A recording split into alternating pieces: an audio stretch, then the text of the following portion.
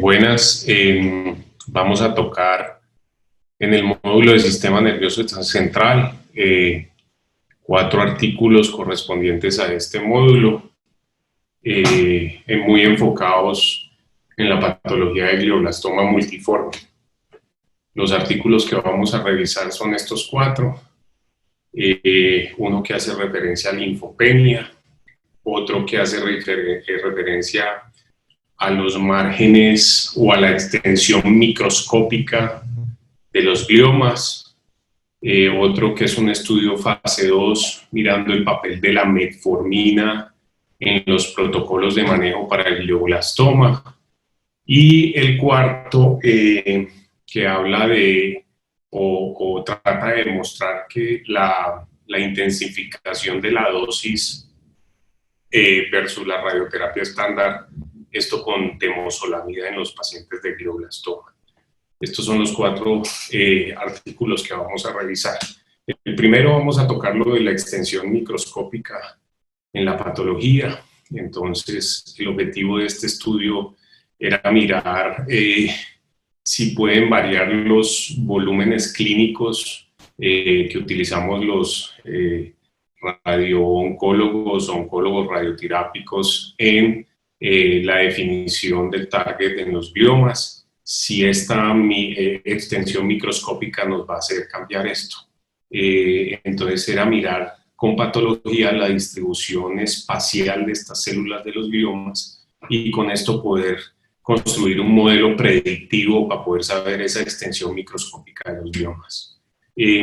Se miraron 22 gliomas, muchísimos cortes en estos gliomas, y se analizaron las diferentes variables en los gliomas. Se miraron el grado en el glioma, cómo cambiaba esta extensión microscópica, se miró el tipo del glioma, cómo cambiaba la extensión microscópica, se miró si tenía la codelesión 1p19q, si esto cambiaba la extensión microscópica, si eran metilados o no metilados, y si eran del tipo salvaje o mutado del IDH, si esto cambiaba. Y como vemos en la diapositiva, pues definitivamente todos tenían extensiones microscópicas diferentes, con P significativas con todas estas variables.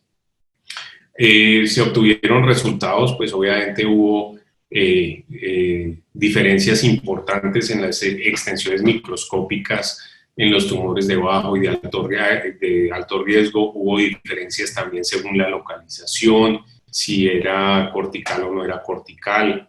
Hubo diferencias con el estado de la MGMT, si era metilado o no metilado, con el IDH, si era mutado o salvaje, y con la codelesión, si era 1p19q. Todo esto mostró diferencias significativas, y con esto se logró, con una fórmula y un modelo matemático, predecir, digamos, esa extensión en los diferentes gliomas, y se vio definitivamente que si esta extensión microscópica era de 1.75 centímetros mayor o menor, definitivamente podíamos tener una sobrevida diferente, y esa fue la conclusión que logró el estudio, que estos tumores que tuvieran esa extensión microscópica menor de 1.75 definitivamente les iba a ir mejor.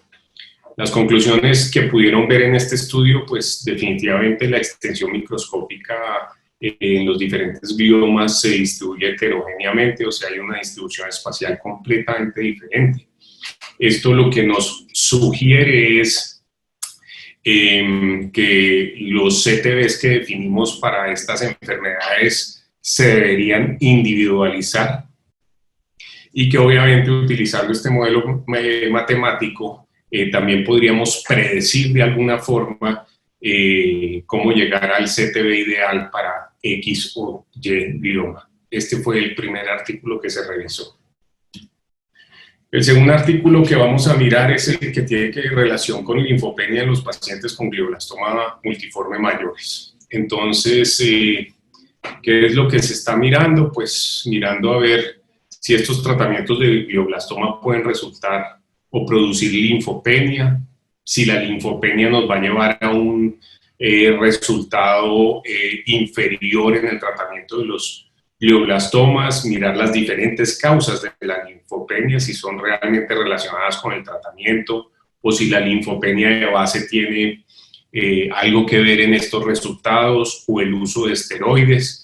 Y realmente antes de este estudio había, pues, digamos, mucha información, pero limitada comparando las diferentes modalidades. El estudio miró 562 pacientes con glioblastoma multiforme, pacientes mayores de 65 años, se randomizaron uno a uno en el grupo, a todos se les hizo el esquema cortado de radioterapia de 40 Gray en 15 fracciones, y a algunos se les dio temozolomida y a algunos no. Entonces se miró la linfopenia, se utilizó esta escala que está aquí y se clasificó en leve, moderada y severa, y se miró el resultado de los conteos de los linfocitos antes del tratamiento en la primera semana y en la cuarta semana.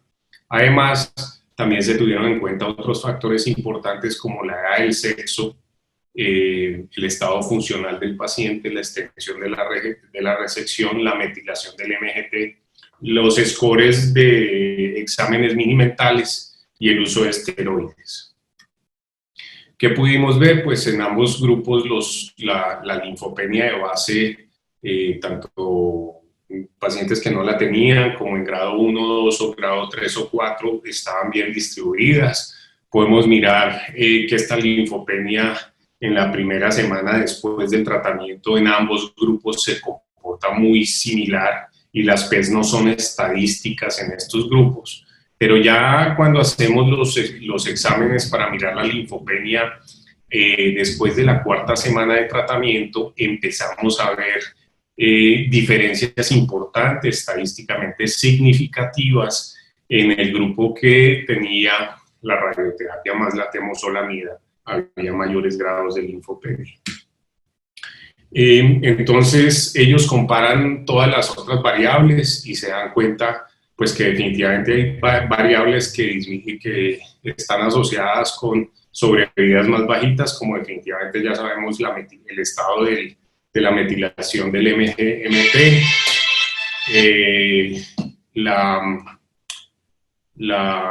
y que las sobrevidas libres de enfermedad también son disminuidas en este grupo.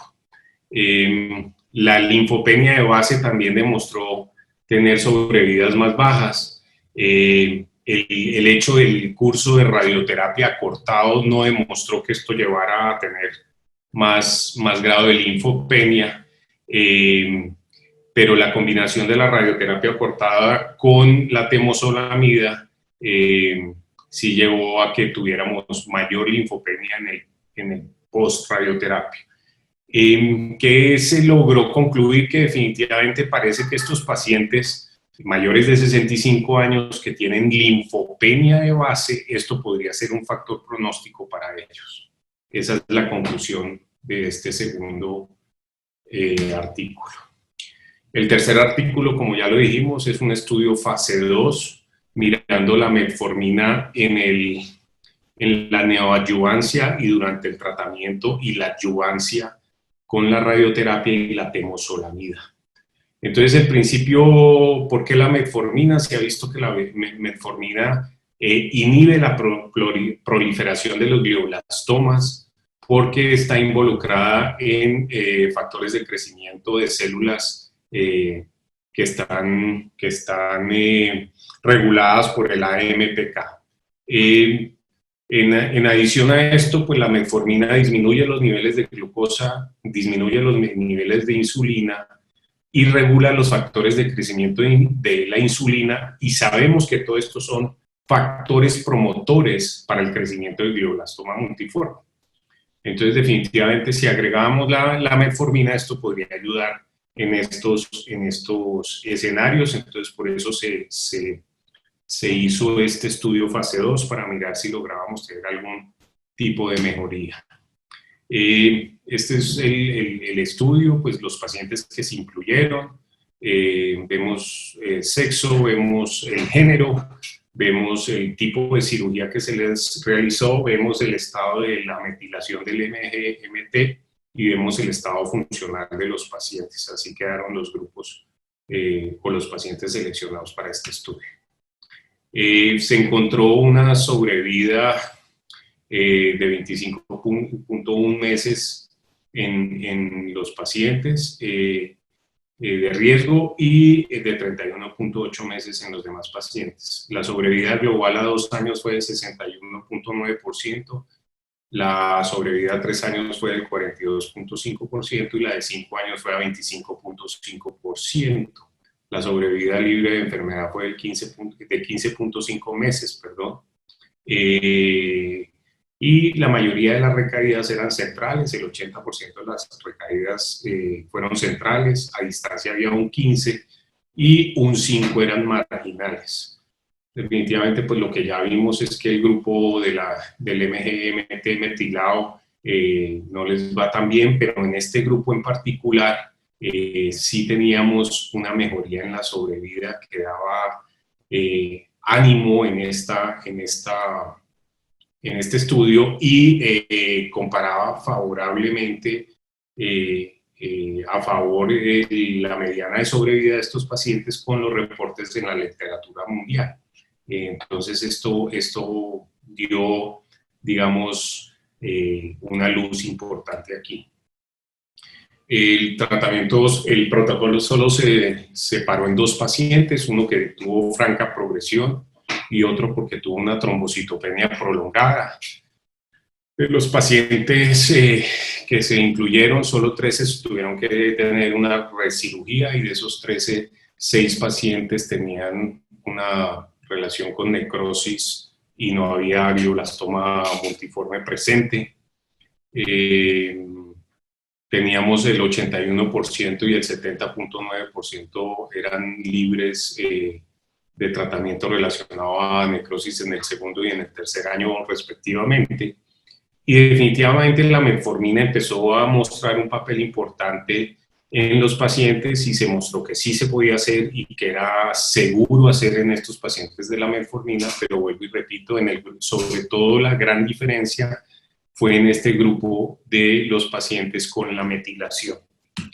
Ese fue el tercero. Y el cuarto artículo es un artículo que habla pues de la intensificación de la dosis versus la radioterapia estándar con temozolomida y comparar esto. Entonces, el principio de esto es que sabemos pues que el glioblastoma es una enfermedad incurable y que el pronóstico está muy limitado. Hoy tenemos medianas de sobrevida con lo que hacemos de 15 a 16 meses. Se sabe que la recaída o la recurrencia local de esta enfermedad se debe a esos nichos hipóxicos de ciertas células que están ahí, que son las responsables a que el tumor crezca nuevamente, porque en este primer tratamiento pues no generamos la apoptosis de estas lesiones. Entonces la idea era tratar de intensificar el tratamiento para poder llevar a ver si mejorábamos el control local y cambiar la conducta de los fallos que veníamos teniendo. Tenemos estudios previos con relación, digamos, a esta misma filosofía, estudios con radiocirugía y con braquiterapia que no mostraron realmente ninguna diferencia para mejorar la sobrevida, pero lo importante es que todos estos estudios anteriores, ninguno se había realizado concurrentemente con temozolomida, entonces aquí podría estar la diferencia. Así se hizo el estudio, se randomizaron los pacientes en 3 grupos principalmente. Un grupo, que este es el de la dosis intensificada, que era dar 75 grays en 30 fracciones con temozolomida. Este mismo fraccionamiento realizado con fotones y con protones, y compararlo, pues digamos, contra el tratamiento estándar de la radioterapia que usamos con frecuencia, que son los 60 grays en 30 fracciones con la temozolomida. Al final logramos tener 93 pacientes terminaron, pues digamos, el estudio en el grupo de la dosis estándar y 136 logramos en el grupo de los pacientes con la dosis, digamos, intensificada con intensa modulada. Hubo pacientes que salieron del estudio, pacientes que se rehusaron a entrar, que no teníamos la patología, el resultado óptimo pues, de la patología, que en la lista de chequeo no cumplíamos, que había progresión de la enfermedad, que el médico optó por otro tratamiento, tuvimos un paciente que muere y hubo otras causas por las cuales no entraron los 343 pacientes que se escanearon inicialmente y quedaron, digamos, 229 al final del estudio. Las toxicidades en ambos grupos muy similares, no mostraron ninguna diferencia con P estadísticas en cuanto a la toxicidad. Y lo importante, nuevamente, y que ya venimos hablando, es que como factor o como subgrupo, cuando se pueden analizar los subgrupos ya dentro del estudio, empiezan a ver que hubo diferencias importantes en los pacientes metilados. O sea, definitivamente en el grupo de pacientes metilados teníamos diferencias importantes en la sobrevida y lo mismo en los pacientes con la clasificación RPA. Si eran RPA 5, pues teníamos diferencias importantes, tanto en la sobrevida global como en el periodo libre de enfermedad había diferencias importantes en este subgrupo de pacientes. Para concluir finalmente, entonces, las diferencias que se obtuvieron en el grueso de los pacientes haciendo intensa modulada con dosis intensificada versus radioterapia con la dosis estándar no lograron pasar el límite que queríamos, que fuera 15, no se logró obtener. Tuvimos punto 19 aquí. Entonces eso lleva a la conclusión que no se amerita o no amerita realizar un estudio fase 3 sobre esto porque no logramos tener la diferencia clara. Vuelvo y digo lo que ya dijimos, en el grupo de la metilación sí hubo diferencias importantes ahí. Hubo en el grupo metilado la sobrevida libre de enfermedad estuvo disminuida en este grupo, pero había un grupo muy importante de estos pacientes que se les realizó tratamiento por pseudoprogresión, ¿ok? Y en ese grupo del RPA, pues la sobrevida era muy mala. En el subgrupo este de la dosis intensificada con protones, el estudio sigue abierto porque aquí hay, digamos, datos favorables en mejorar la sobrevida y en reducir, digamos, esa linfopenia circulante en el nicho tumoral que induce la radioterapia. Entonces aquí en la cohorte del grupo de protones estamos viendo diferencias importantes en torno a esto. Esos serían los 4 artículos que iba a revisar. Muchas gracias y bueno, que siga el evento. Muchas gracias por todo.